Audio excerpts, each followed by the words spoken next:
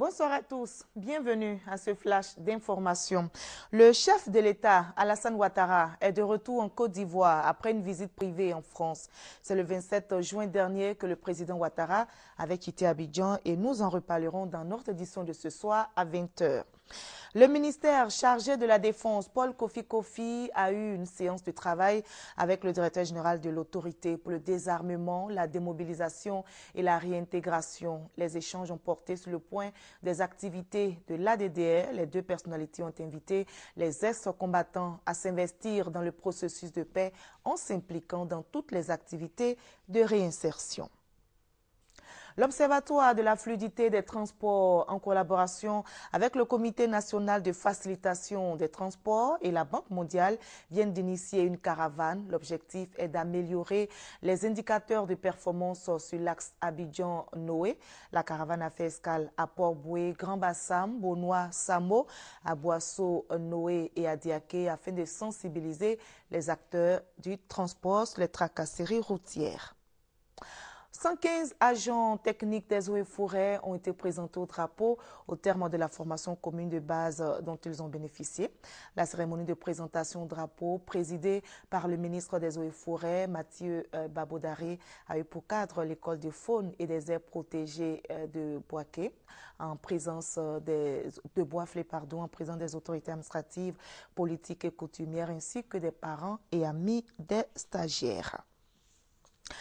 Et hors de la Côte d'Ivoire, au Kenya, au moins 21 personnes ont été tuées dans la nuit de samedi à dimanche lors de nouvelles attaques dans la région de la côte où une soixantaine de personnes avaient été massacrées en juin dernier. Les islamistes somaliens Chebab liés à Al-Qaïda ont revendiqué les raids dans cette région proche de l'archipel, mais la police a accusé un groupe séparatiste.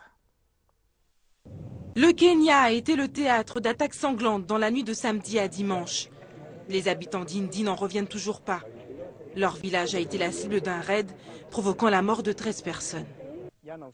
La nuit dernière, vers 23 h, j'ai entendu des coups de feu. 2 minutes plus tard, ils continuaient toujours et cela ne me semblait pas normal.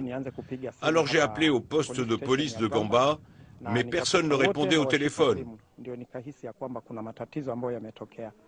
Et pour cause, au même moment, le poste de police que tentait de joindre ce villageois était aussi pris d'assaut par un groupe armé qui en a profité pour libérer l'un de ses acolytes, emprisonné depuis l'attentat du mois de juin qui avait fait 48 morts revendiqués par le groupe islamiste Chebab. 9 personnes ont été tuées lors de cette attaque, dont 8 détenus et un agent de police. Au total, selon la Croix-Rouge, 22 personnes ont péri dans des raids ciblés sur la région côtière de la Mu, très prisée par les touristes. Des attentats revendiqués par les islamistes du Chebab affiliés à Al-Qaïda, une hypothèse que réfute la police. Au début, nous pensions que c'était les Chebab, mais les premiers éléments de l'enquête montrent que l'attaque a été commise par des membres du Conseil républicain de Mombasa. Les Chebab, eux, de leur côté, continuent de revendiquer ces attaques en représailles à la présence militaire kenyane en Somalie. 11 Palestiniens ont été blessés dans 15 frappes de l'aviation israélienne lancées sur la bande de Gaza dans la nuit de mercredi à jeudi, après des tirs de projectiles vers Israël. Ces échanges violents interviennent après le meurtre de 3 adolescents israéliens enlevés en Cisjordanie. Le Premier ministre israélien Benjamin Netanyahou a appelé ce dimanche même au calme face à la menace d'une nouvelle escalade à Gaza et à la propagation des affrontements à des villes arabes d'Israël après la mort d'un jeune palestinien. Voilà, c'est ici que l'on s'arrête. Prenons rendez-vous à 20 h.